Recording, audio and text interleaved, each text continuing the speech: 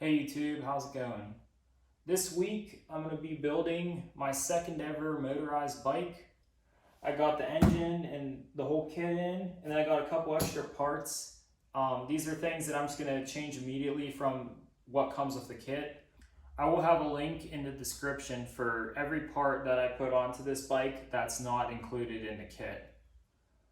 I went with a 4-stroke this time instead of a 2-stroke because I'd like to be able to fill up at gas stations and potentially take this on longer trips. I also might do some Grubhub deliveries on it if I can get them to where they're just in the town and not on the highway. I built my other bike 2 years ago. I was still in high school at that point, and I really enjoyed it. They're handy for just getting around, like I said in the last video. Sometimes I don't want to waste gas to just go right down the road to the gym, but I don't want to walk either. So I'll just take the bike. They're really fuel efficient. A 4-stroke should be even more efficient. And they're just a lot of fun to ride. So since a lot of people really liked my last video, I've decided to just build a new one because I really enjoyed the last one.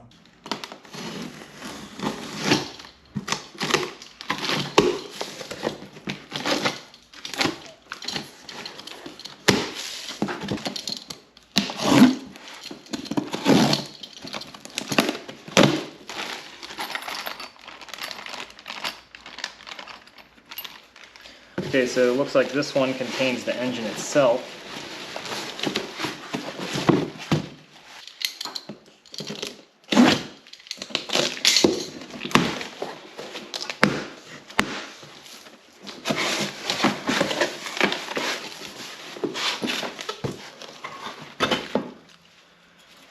This is going to be your chain guard. I didn't even use this on the last build because it didn't fit, so we'll see. Here's your muffler. And this is one of the things, this is the chain tensioner. This is what I immediately discard. I have a better one on eBay and Amazon that I found. A lot safer, because what can happen is with these, I feel like any sort of vibration over time, especially if you forget to tighten it, could end up just pushing this into your spokes and causing a nasty accident. So to get around that, I found one that mounts to the frame on both sides, so that way there's no chance of that happening. Here's your throttle control, fuel filter. Now here's another part that I immediately get rid of. These go through your spokes in 9 spots, okay? And whenever you're putting all that pressure on the chain and it's putting pressure on the sprocket that this is mounted to, over time that has a chance of bending your spokes. So I take a CNC adapter and I put it on the hub of the bike, so that way none of the pressure is on the spokes, which could bend fairly easily. This looks like some kind of mounting hardware or something. I'll figure that out later.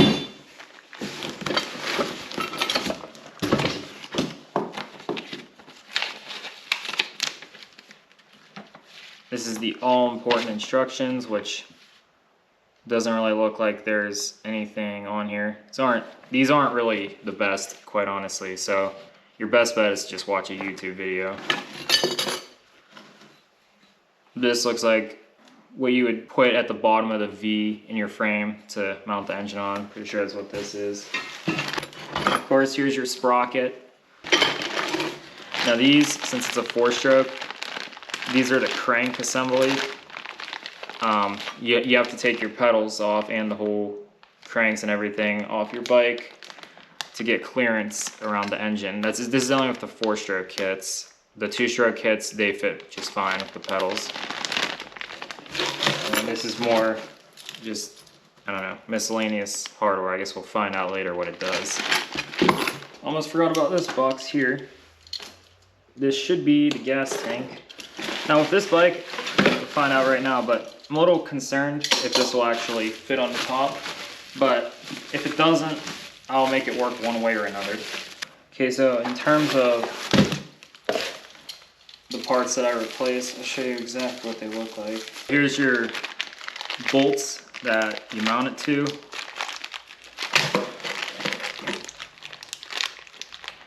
These are, I believe, little bearings that the bolts go through in between the sprocket and the adapter itself. And this is what it looks like. So it's two parts. The bolts will screw down through here, and this goes around your hub. And then I think this is 1.5 inches. And if that doesn't work, this is 1 inch right here. And there's a trick. The first one, neither of these fit. It was in between sizes. So what you can do is take this, because this will fit into here, and you can grind this down with an angle grinder. You just need a grinding wheel and simply just grind it down until it fits. And I think it actually does better that way, because then you don't want to finish it with a flap disc. You want to just leave it rough, and then it'll grip the metal better. And then this, I'm not going to open it now because I don't want all these parts loose, but this is the replacement chain tensioner. If you can kind of see how it's like a banana shape right there, that just goes on the frame. So it'll mount, well, on the other side of the bike, but it would mount from here and go up to here. So that way there's no chance of it being able to go in and disrupt the spokes or anything. So in my case here, this is a 1 inch hub, it looks like. I didn't bother to measure it, like I said. I just order, something fell, okay. Anyway, I just order the CNC with both, just because you never know if it's going to be off unless you have something to measure it 100% accurately. You know, it could be off, and then it's just better to have these, and you can kind of grind them to whatever you need. But luckily in my case, I'll be able to skip the grinding step. And if I put that strip on, it looks like it should fit just fine. Okay, so one thing that you'll want to check if you're getting a bike specifically for this, or with your own bike, you want to check how much play the back wheel has, because with a cheap bike like this, it's not even really worth it to try to fix it. And this one's pretty good. The side-to-side wobble will be worse than up and down. I think this one has the ever so slightly side-to-side. You'll see here in a second. But it's not that bad, and the reason you don't want that is because the chain will come off if the sprocket's moving around. So you want it to be as true as possible.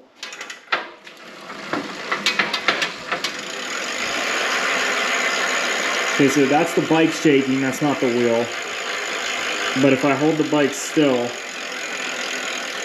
you can see it definitely has a little bit. It's not perfect, but I'd say that's pretty good, especially for a used bike. It's kind of hard to find one that's 100% perfect, but you know, and that almost seems like it was kind of up and down a little bit. As long as it's not, like some of them will be going crazy side to side, they'll really be wobbling, and that will 100% throw your chain off. Okay, so I apologize if this is hard to see, but this is one part that's a little bit finicky. And since mine's exactly 1 inch and I don't have to grind anything, I'm gonna use this little rubber strip that comes with it. And I'm just gonna try to get that on and then get these to go around it.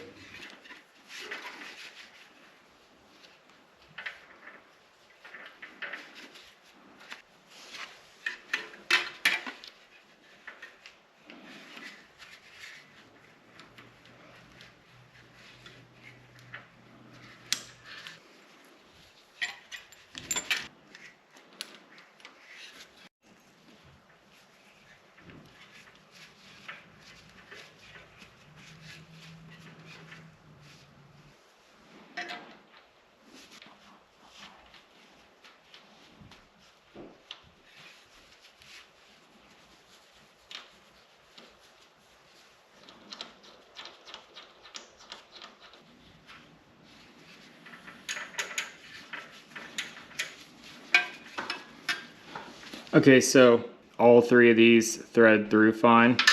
Now we're gonna take this brand new sprocket and ruin it by, no, I'm just kidding, but we're gonna drill 3 holes into it so that the bigger bolts can fit through because these holes are too small.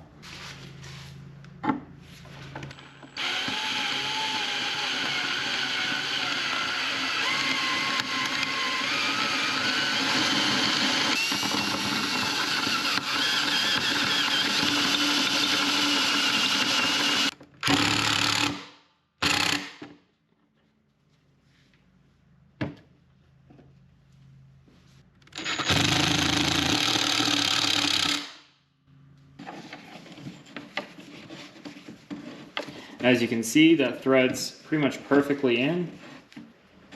So I'm gonna go ahead and drill the other 2 holes, and then I'll catch you guys when I'm ready to put it on the bike. See if the sprocket fits on here. It's off by not much at all. All right, well, what I'm gonna do is simply just take a pencil or something and stick it up under those holes, and I'll just mark a center point, and then I'll just drill 3 more holes. I'm not gonna film myself drilling these holes. I'll just, once they're drilled, I'll come back and put it on, and then we'll be ready to go. Okay, we're back. So I basically just drilled 3 holes, 3 new holes. The way I got them to line up was I just took 3 Sharpies, stuck them in there, and kind of eyeballed it as best as I could, and it ended up working out. I lowered it on top of the Sharpies and made 3 marks, then just took a center punch, and then just drilled the holes out. It was pretty simple. So now we're gonna check to see how true it is by spinning it, and that's why you want to have something like, see how this table I have here has all these holes in it? I mean, you could just drill a hole in like a log or something if you wanted, but you kind of want something so you could stand the tire up like this. You see how I have it? And then that way you'll be able to spin it, and you can look at the sprocket and see if it's true enough. We'll give it a little spin here. And then if you look real closely, I don't know how well the camera picks that up, but that sprocket is not true. See, you can tell because it's moving up and down. So basically what you want to do is just adjust the tightness of each of the bolts until it's true. And then the final step would be to then take them out once you have an idea and put some Loctite on them. And we'll do that here in a second, and then your wheel's good to go.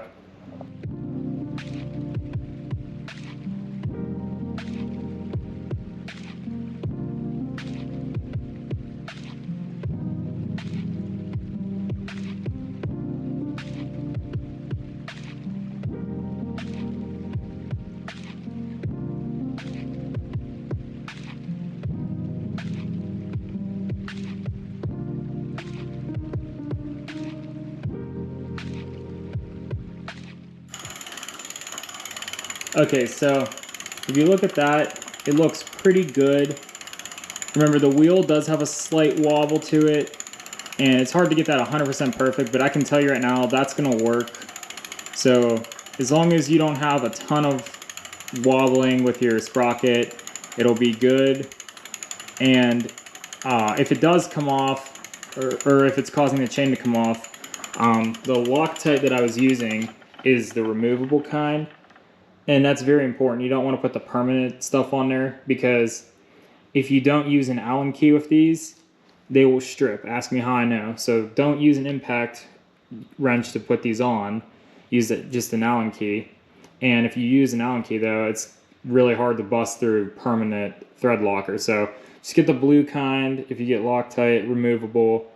And that way, if you ever have to adjust it, it's not that hard. I put it on my other bike, and after 2 years the bolts came loose, so I just put more on. Now we just have to go ahead and remove the crank and the chain guard.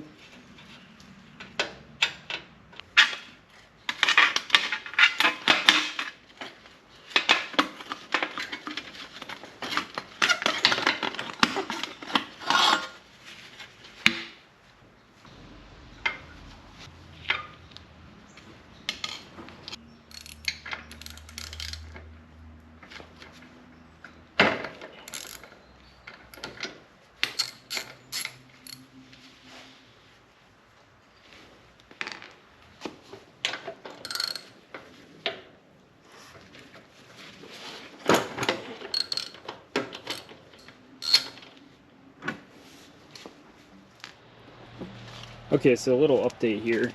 In order to get that crank out, I took this little 10mm Allen key and I just shoved it in the crack of my driveway standing up, and I put it in that square, and then I just beat the thing to death with this mallet.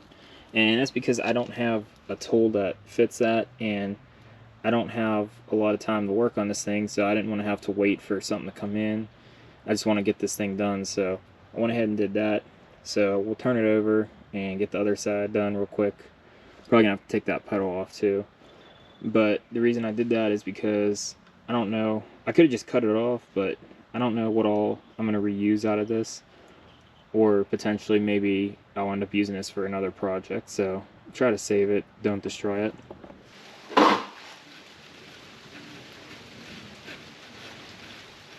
Okay, so with lots of frustration and rust penetrator later, I think we're finally ready to put the new cranks on. I'm just going to use regular old moly grease. We'll get it inside the bearing housing and then on the bearing as well.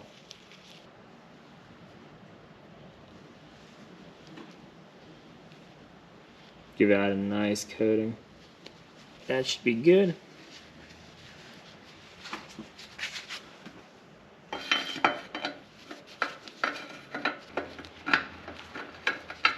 Got that started. Alright, I'm going to go ahead and put my bearings in and grease on the other side.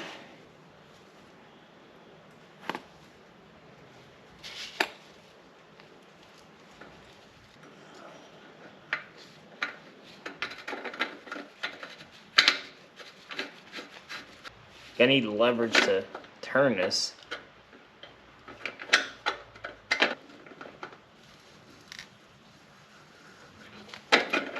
Alright, I'm going to put a time lapse on of me tightening these up.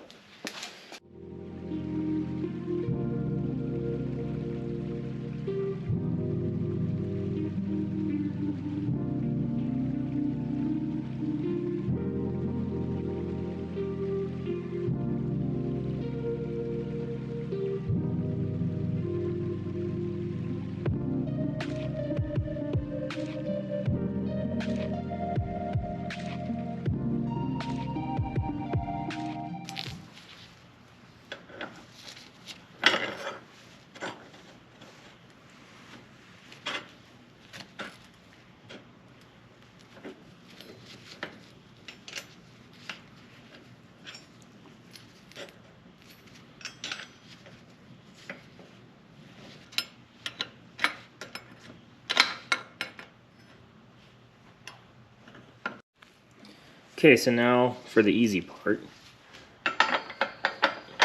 Just got to put these things on.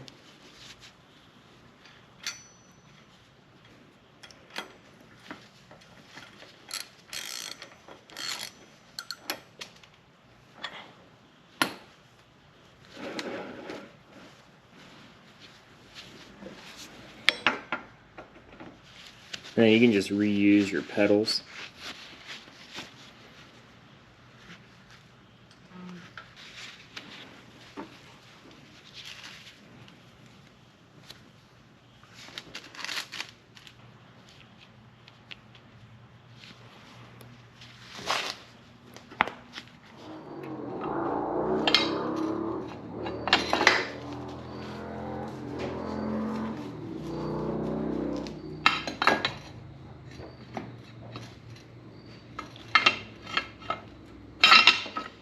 So I don't know if y'all can see that, but I think I might have to make some modifications to this side. Okay, so what I'm going to do is with this one, I'm just going to grind it down just so it'll fit on here.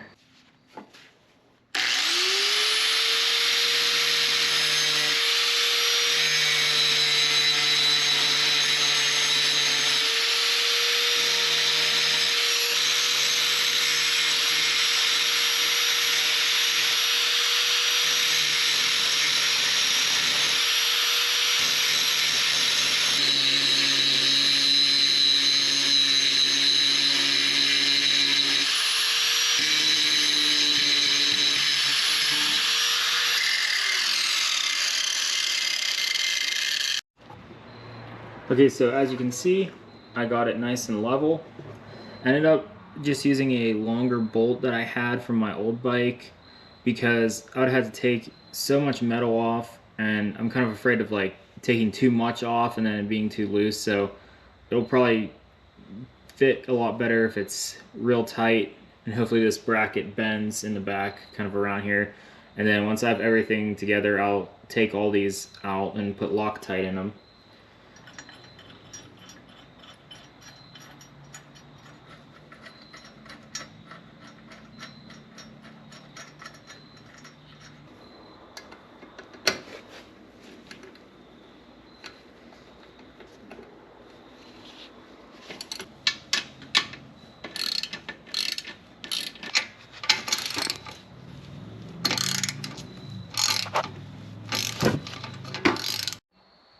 Okay, well, after fussing around with this for a while, I finally got it where I want it. I didn't have the holes lined up so I can actually put the screws through. It was hitting one of the plates, so I had to rearrange it. Then of course I had a really hard time getting it level because I grinded it, but I finally got it.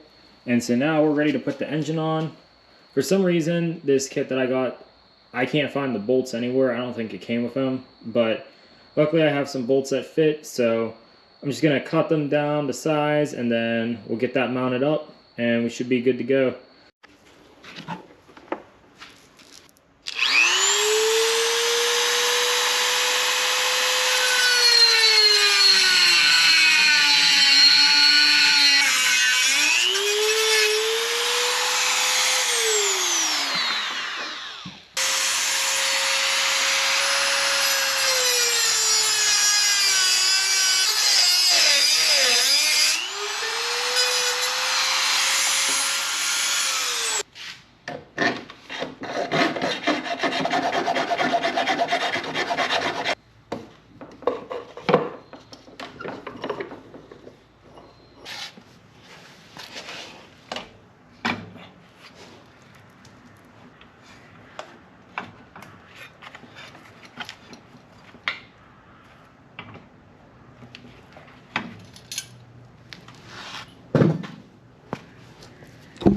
Okay, so you see where these brake lines being held on? I think I'm gonna have to cut that off.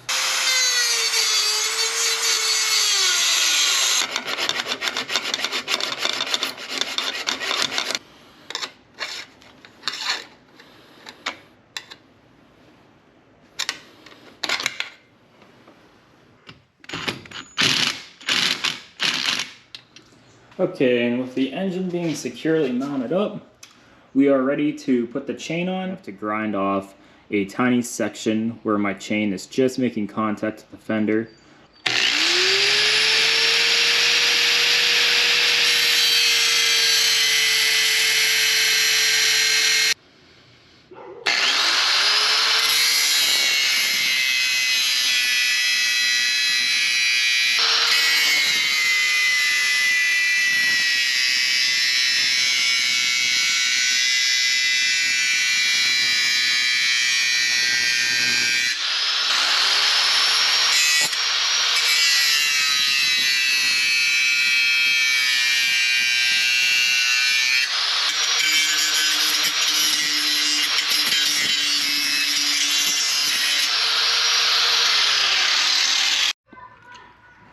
Okay, so it looks like we're gonna have enough clearance for the chain now. Okay, so if any of y'all are curious how I broke the chain without a chain breaker, basically I put it around the sprocket and measured it to exactly where I would need it to be, like you would if you were gonna break it the regular way. But then I did the oldest trick in the book, put it in a vise, started it with a center punch. Then once I kind of got it going, I took an adjustable wrench, put it on the floor, stepped on it with one foot to keep it in place, and tightened it around this part of the chain. And then I just simply took a hammer and I just tapped this old nail through it, and that drove the pin right out. Okay, so one thing that's very important here, and I'm sure most of you know this, but when you go to put your little master link clamp on, you want this end, the closed end, to be facing towards whichever way the chain's going to be going. And so it's going to, in this case, be going this way. But if you were confused, you can just push the bike forward and you can see the chain moves that way. So that's the way you want to install that. Okay, and then you just slide this thing on like so. Put it on the first one, and then get it on the second one. Sometimes you can just kind of force it on, but it's probably easier to just use some nose pliers. And just like that, you're on and you're good to go. Okay, so let me take a second here to explain the gas tank situation. So basically, I have an aluminum frame on this bike that I bought, and I kind of thought this may be an issue here, but this top tube is just way too wide for the gas tank to fit on normally. So what I ended up doing is I melted this pipe into kind of like a shape that would fit it. Okay, so what we're going to be attempting to do now is take that piece of PVC pipe and then just melt it to kind of match the curve of the frame, and then I'm just going to mount the gas tank to the pipe, probably cut out some little notches for the brackets to go on, and then hose tie it down and then paint it whenever I'm done. Of course, you could do this with a heat gun or a torch, but I have neither right now, so this is the most economical way for me to do it.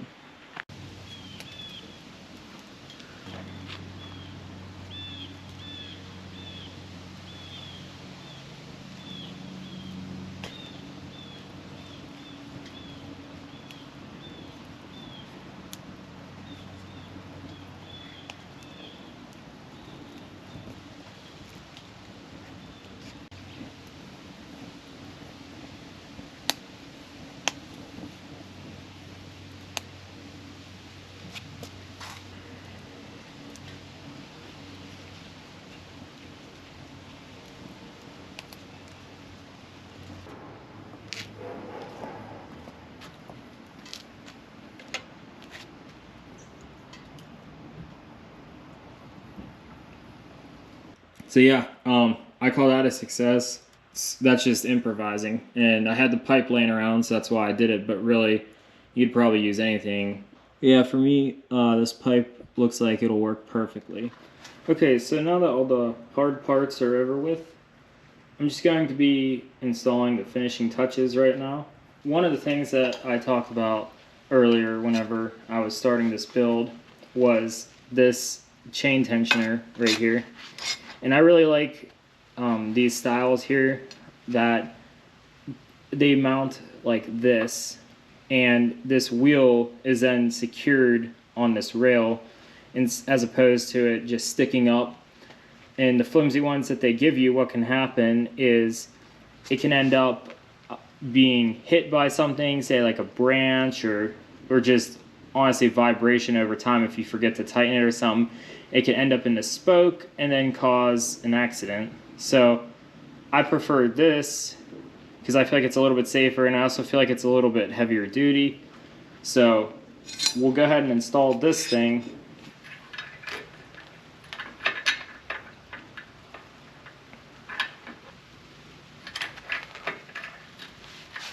Then you got these little plates, usually one's smaller than the other, so you want to double check that. Just so you don't have to take it off and put it back on. You got your two washers.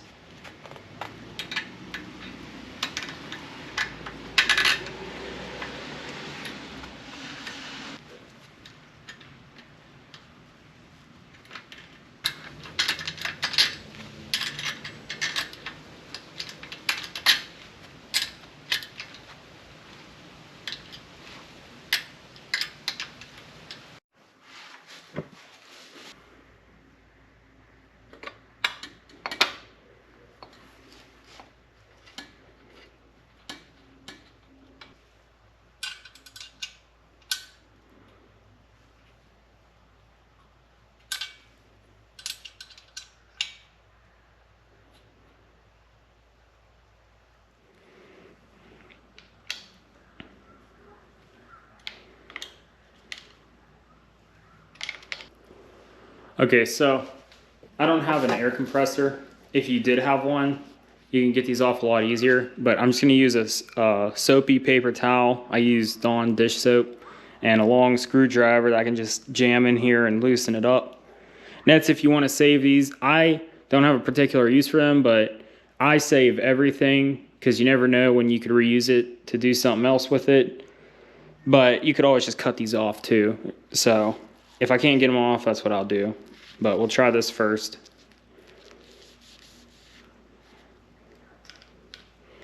You just kind of work it in there.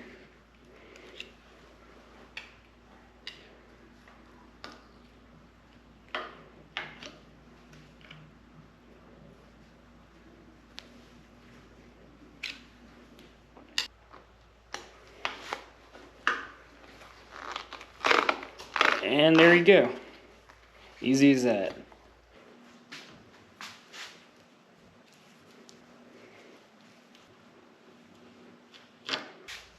Okay, so essentially here, this little cable here with the threads, this goes into that little hole with the threads on the part of the kill switch, and you thread that on. This little thing right here, that's on the end of the cable. That's what ends up, when you turn it, that's what grabs it, so you can actually have throttle. So you're gonna take that and run it in and stick it, oh, probably goes like that. Stick it in this on here, and then you run the cable sideways like that. And then this rests in here, and you can see when you turn it, you pull the cable. So that's how that works. Now I just gotta put this on here and see which way the throttle feels right. Okay, so I've decided how I want to mount this here, so stick that like this, and then just kind of eyeball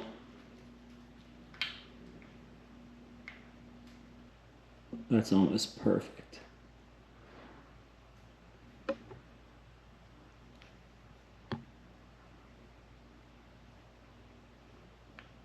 Okay, so then now you simply just drill that out.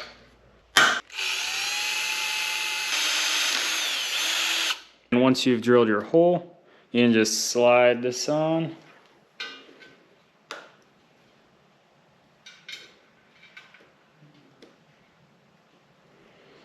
And you can install this thing.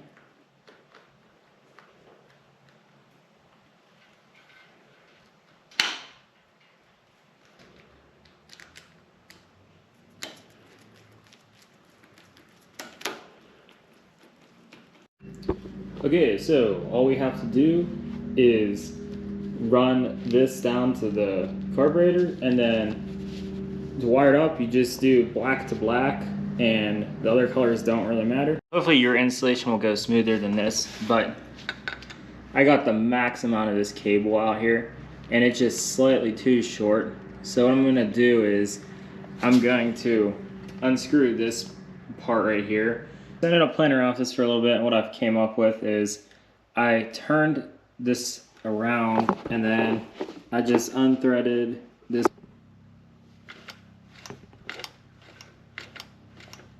Okay, and so I just kind of mounted it around my frame, and I secure it with zip ties later, and looks like it's good to go. Looks like it's working properly.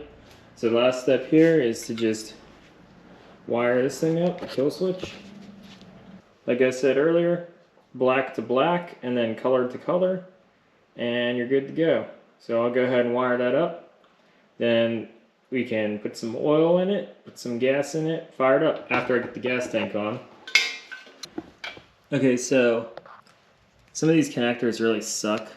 I'm just gonna cut these off with a pair of dikes and splice them. These ones I might leave alone because this looks like a pretty solid connection here, but we'll see. So yeah, you can just splice these and just use electrical tape. Honestly, I'm not even gonna bother soldering it or anything. If it becomes a problem, I'll do that in the future. Okay, so I ended up leaving the other one because it was a decent connection, and I just wrapped the whole thing in electrical tape. You could do it however you want, but I feel like this will give it at least a little bit extra protection. You look very closely here. You'll notice this little arrow on these fuel filters, and you want that to be pointing in the direction that the gas is going to be flowing. So if the gas is coming from this side, that's what you want. So you can point your arrow towards the engine. So I like to think about it. Okay, so this is something to watch out for. I don't know how well you can see that, but see how there's that rust around the threads? It's nowhere else in the gas tank, as far as I can tell. Maybe a little bit here and there on the bolts, which is kind of the point of the filter. But you can get some of that out by just putting a little bit of gas in it and just spilling it out into a bottle or whatever. And I have these little wire brushes. I'm gonna put some gasoline on them and just stick them in there and try to clean that out a little bit. You can see rust is, I don't know how well you can see it on the camera, but rust is really falling out of here.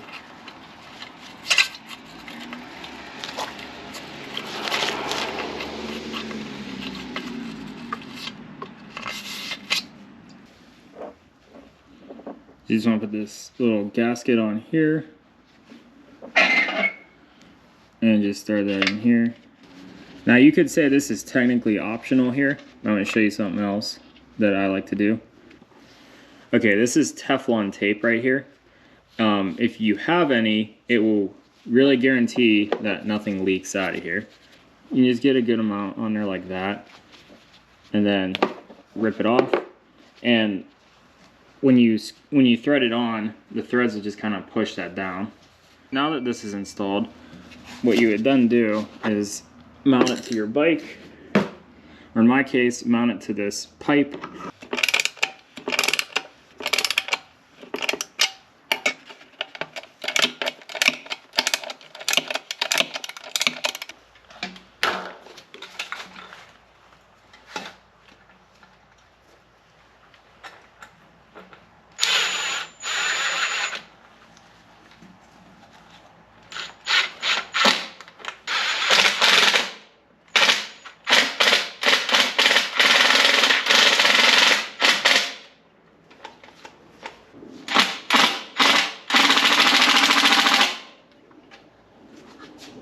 Okay, I got this on here really tight and there's like no play at all. So this should work perfectly.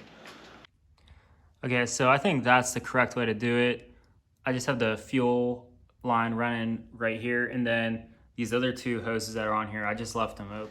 Okay, so what I'm gonna be using here is just cheap 10W30 I got at O'Reilly Auto Parts. And from what I read online, it takes about 110 milliliters. And they include this little cup that goes up to 100. I'm actually going to use it because I don't have a funnel that'll fit in that small of a space. So I'll just go ahead, fill her up with oil, and then I just got to put some grease on the chain, put some gas in there. Okay, so best way to do this, I think, is just get a lot on your finger and just get it everywhere. As far as I know, I don't think you can have too much of this stuff.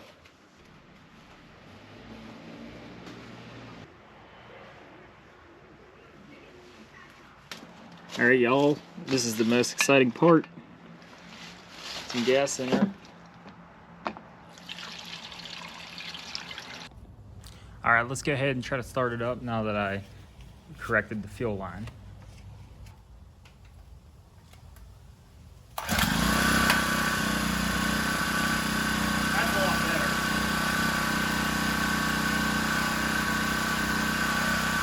Only took one try this time. Alright, well that's going to wrap up the video. Hope y'all enjoyed watching me build this thing. Definitely stick around, watch me ride this thing and do some cool things with it. And I'm also going to be working on building a little camping setup in my truck and doing some camping hopefully here. So stay tuned for that. If you enjoyed this video, please consider giving a like and subscribing to my channel. Thanks for watching.